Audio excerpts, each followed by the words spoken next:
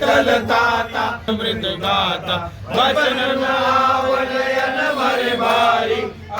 नाथ हो निपट विशाल निपट बलवान आकुल सीता सोचन कपड़े कहत समतीता कवि करि हृदय विचार दीन मुद्रिका धारी श्याम रामचंद्र जय पवन सुत हनुमान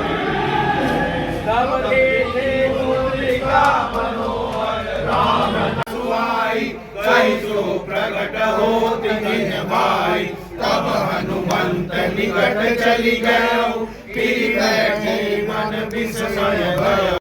रामचंद्र गुण वर्णन गाया सुनहि सीता कर दुख भागा लागी सुनहि श्रवण मन लाई आदि मुद्रिका मात में आनी दिन राम तुम सहिलानी नर नारायण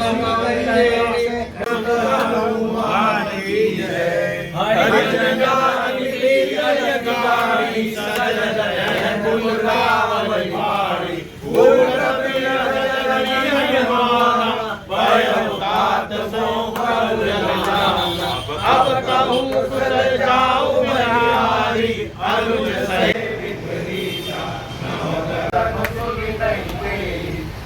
कपि जय धनुमाता सुन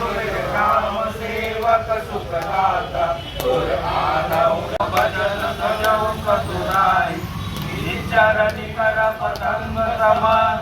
रघुपति वान विशाल जननी